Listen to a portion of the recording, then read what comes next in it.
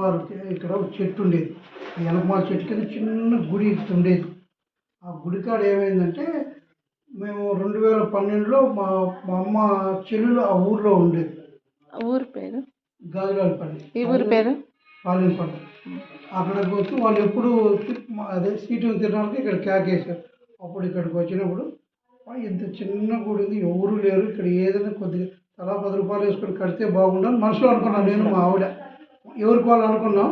ఆ ఇంటికి వెళ్ళాక ఆ తల్లి రోజు కళ్ళలోకి రావటం, ఆ గుడి కట్టమంటాం. మేము ఎందుకు కట్టాలమ్మా, మా అమ్మ పుట్టిందా మా అయ్య పుట్టిందా అనుకొని అట్లా మా తల్లి ఇక్కడ గుడి కట్టించుకొని 2014లో 10వ నెలలో 8వ నెలలో 10వ తారీఖు కొబ్బరికాయ కొట్టి 2016 మార్చి 18న ప్రతిష్ఠ అయింది మా తల్లి.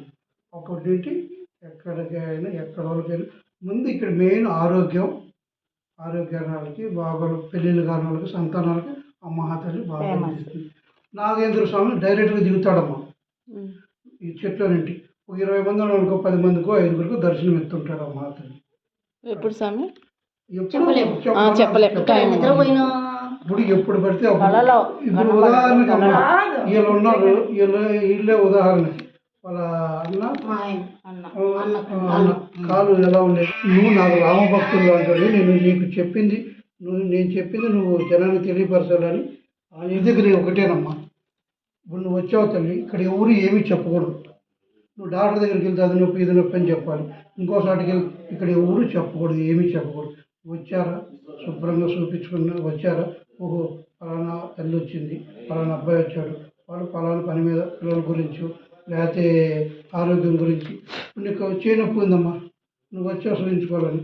నాకు చేయి నొప్పి పుట్టినట్టు అనిపిస్తుంది.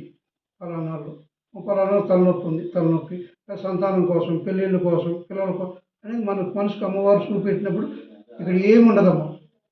నిమ్మపండు అమ్మవారు నూనె తప్ప రెండోది లేదు.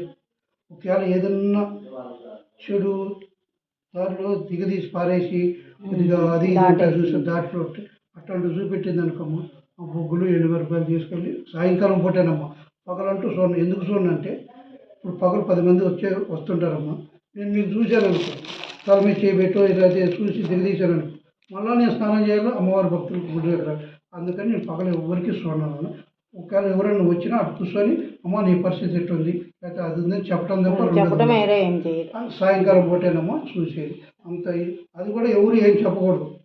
అక్కడ మెయిన్ అనారోగ్యం వాళ్ళకి, పెళ్ళిళ్ళు కాని వాళ్ళకి, పిల్లలు లేని వాళ్ళకి అమ్మవారు ఇది నమ్మిన వాళ్ళకి నమ్మినంత.